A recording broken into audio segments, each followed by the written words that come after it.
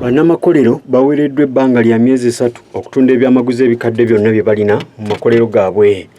Kididde ekitongole ekibuuza ky'omusolo okuvayo ne kikakasa nti gavumenti yabawadde edda olukusa okutandika enkola y'okulamba ebikolebwa byonna n'eraama za kompyuta oba digital stamping mu lufuutifuuti. Okutandika n'olwaleero nga lumu omwezi guno ogwa Musenene 2019 tugenda mu maaso okuteekawo enkola eno ey'okugoberera ebintu ebikolebwa mu mafactory okubanga ziteekebwako laama gyetwandise laama oba stampu. Kino kizzeewo oluvannyuma lw'ekitongole kino okukizuula nti Uganda efiirwa omusolo ogusoba mu bukadde bwa $10 10 olw'ebintu ebitatuukagana na mutindo.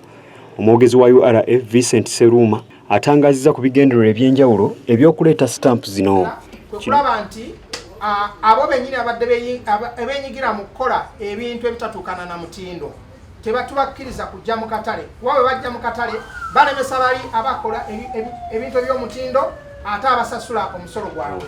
Kino kyakukolebwa nga URA mukozesa tekinologiya gw'ogenda okuteeka mu makolero gonna anaalondoola ebikolebwa byonna okugeza okumanya omuwendo gw'ebyokunywa eby'enjawulo ebisogolebwa buli lunaku.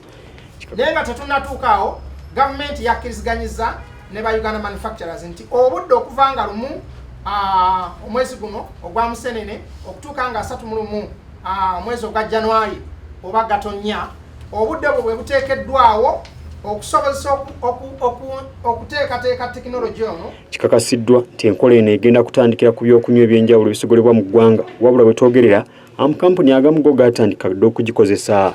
Naye n'okubategeeza bannayuganda nti okumonitaringa kuno ebintu ebikolebwa mu mafactory we tekutandise leero.